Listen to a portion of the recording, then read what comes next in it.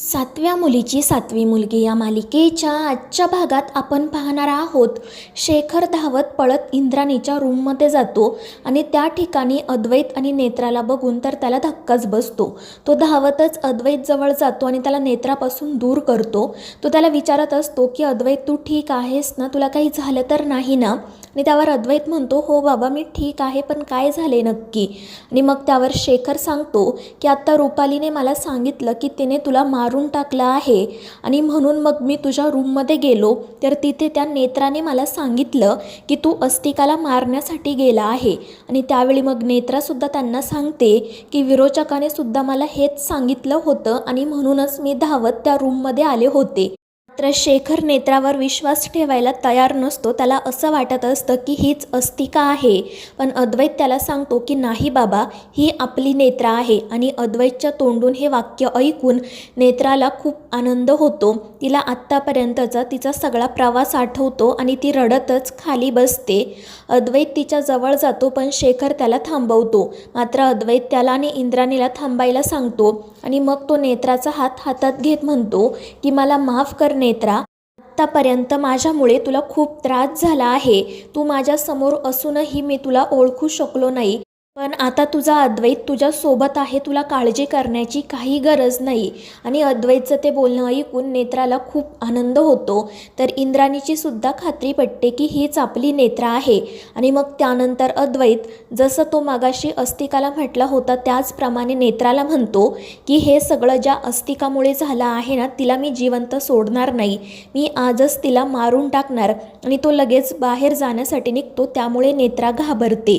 तर दुसरीकडे रुपाली अस्तिकाला जोरात जमिनीवर ढकलून देते आणि मग त्यानंतर तिचे केस ओढत तिला मारत म्हणते की मी तुला आदेश दिला होता ना की त्या सुशेनला म्हणजेच अद्वैतला संपवून टाक, मग तू त्याला का नाही मारलं? त्यावर अस्तिका रडतच सांगत असते कारण त्याची खात्री पटली आहे की मीच नेत्रा आहे आणि ती अस्तिका, आणि आता तो तिलाच मारायला गेला आहे. पण ते ऐकून रुपाली अजूनच चिडते.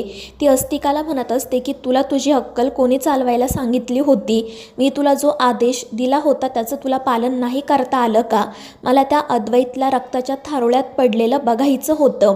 त्यावर अस्तिका सांगते, पण विरोचका, आपल्याच मार्गातील अडथळा दूर व्हावा म्हणून मी अद्वैतला नाही मारलं, कारण तो त्या नेत्राला स्वतः मारणार आहे. आणि त्यावेळी रुपाली मोठ्याने ओरडून म्हणते की मूर्ख आहेस तू, तू त्या अद्वैतला नेत्राला मारण्यासाठी पाठवलं, पण त्याला माहिती आहे खरी नेत्रा एक वेळ स्वतःचा जीव देईल, पण अद्वैतला कधीच एकट्याला विरोचकासोबत किंवा विरोचकाच्या सैन्यासोबत लढायला पाठवणार नाही. मात्र तू त्याला एकट्याला पाठवलं आणि हीच तुझ्या हातून घडलेली सगळ्यात मोठी चूक आहे.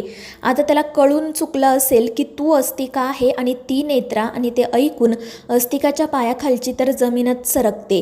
तर दुसरीकडे अद्वैत नेत्रासोबतही तेच नाटक करत असतो. पण त्यावेळी नेत्रा धावतच त्याच्या पाठीमागे जाते. ती अद्वैतला थांबवत म्हणते की नाही साहेब, मी तुम्हाला कुठेही जाऊ देणार नाही.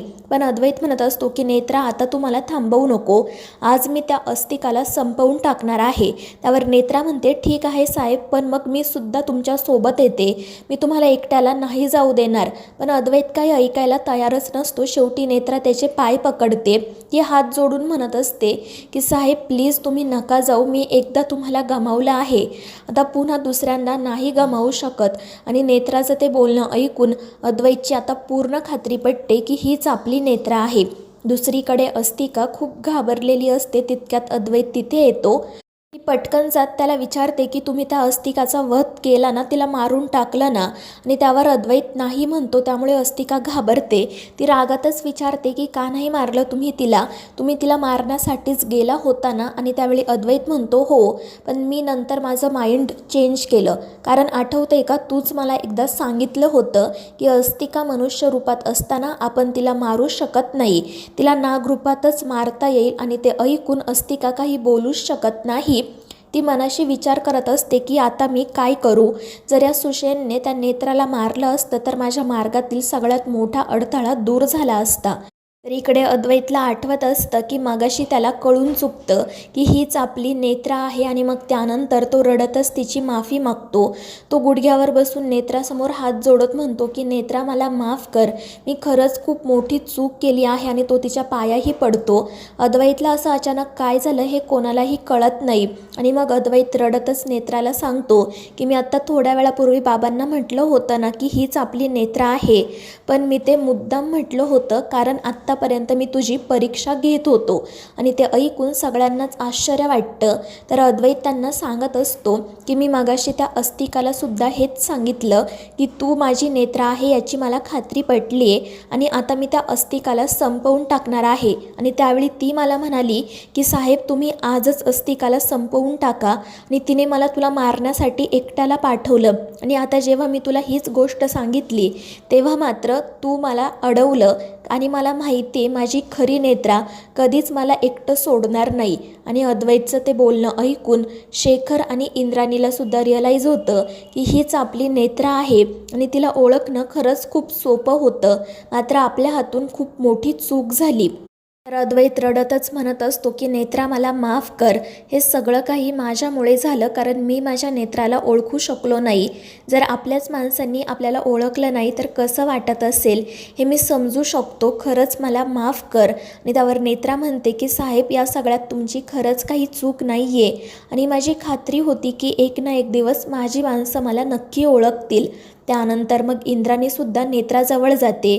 ती नेत्राची माफी मागत म्हणते की माझ्या हातून एवढी मोठी चूक कशी झाली मला खरंच कळत नाही आहे. तर नेत्रा तिचीही समजूत काढत म्हणते की आत्या कदाचित मी तुमच्या जागी असते तर मी सुद्धा अशी चूक केली असती. शेखर मात्र रडतच बाजूला उभा असतो, त्याला खूप पश्चाताप होत असतो आणि मग नेत्रा त्याच्या जवळ जाते तर तो तिच्यासमोर हात जोडून रडतच उभा राहतो. तो म्हणतो की नेत्रा मला माफ कर, मी तुला माझी मुलगी मानलं होतं आणि स्वतःच्याच मुलीला मी ओळखू शकलो नाही. त्यावर नेत्रा म्हणते की बाबा खरंच यात तुमची काही चूक नाही आहे, हा सगळा त्या विरोचकाचा डाव होता. तर शेखर म्हणतो अगं पण मग मी तरी काय करणार, त्या रात्री जेव्हा तू सापडली त्याच रात्री मी विरोचकाला नागाशी बोलताना ऐकलं आणि तेव्हा तो नागाला सांगत होता की आता मी तुला नेत्राचं रूप देणार आहे आणि मग खेळ सुरू करणार आहे. आणि ते सगळं काही ऐकून नेत्रा म्हणते की विरोचकाला कळलं असणार की अद्वैत साहेबांना मी सापडले आहे आणि म्हणूनच त्या दिवशी ती अस्तिका फाल्गुनीताईंच्या रूममध्ये आली होती आणि मग त्यांनी हा सगळा डाव रचला असेल. आणि मग अद्वैत इंद्राणीला सुद्धा एक एक प्रसंग आठवू लागतो आणि त्यांची खात्री पटते.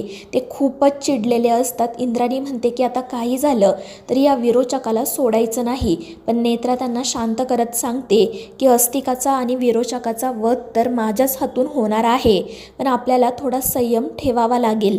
तर दुसरीकडे रुपाली रूममध्ये अस्वस्थ होऊन फेऱ्या मारत असते आणि मनाशी म्हणत असते की अस्तिकाने घालायचा तो घोळ घातलाच आहे, पण मला एक गोष्ट कळत नाही आहे, तिने अद्वैतला का मारलं नाही. असं काय कारण असेल ज्यामुळे तिने अद्वैतला जिवंत सोडलं. आणि तितक्यात शेखर त्या ठिकाणी येतो. तो खूपच रागात असतो आणि रुपालीला म्हणतो की मला वाटलं नव्हतं विरोचक एवढा बालिश असेल. आता तुझे हे पोरकट खेळ बंद कर, लवकरच आता खरी नेत्रा कोण हे सगळ्यांना समजणार आहे आणि मग तीच तुला तुझी जागा दाखवेल. आणि मग तो तेथून निघून जातो. पण शेखरच्या अशा बोलण्यामुळे रुपालीला असं वाटतं की यांना अजूनही खरी नेत्रा कोण आहे ते कळलं नाही, त्यामुळे ती खुश होते. तर दुसरीकडे अद्वैत त्याच्या रूममध्ये झोपल्याचं नाटक करत असतो. अस्तिकासुद्धा त्या ठिकाणीच असते. ती मनाशी म्हणत असते की अद्वैतने नेत्राला का मारलं नाही, त्याला माझ्यावर संशय तर आला नसेल ना, आणि जर असं असेल तर मग सगळंच संपेल आणि विरोचक मलाही जिवंत ठेवणार नाही. आणि मग त्यानंतर ती अद्वैतलाच संपवण्याचा निर्णय घेते आणि मग ती हळूच अद्वैतजवळ जाते, उशीखालून सुरा बाहेर काढते. ती तो सुरा अद्वैतच्या गळ्यावरही ठेवते. मात्र त्यानंतर ती मनाशी म्हणते की काही झालं तरी मी अद्वैतचा जीव नाही घेऊ शकत, माझा त्याच्यावर जीव जडला आहे. आणि मग ती पुन्हा सुरा ठेवून देते आणि अद्वैतला मिठी मारते. अद्वैत मात्र खूप चिडलेला असतो. तर मित्रांनो, या मालिकेच्या पुढील भागांच्या अपडेट्ससाठी आपल्या चॅनेलला सबस्क्राईब करा.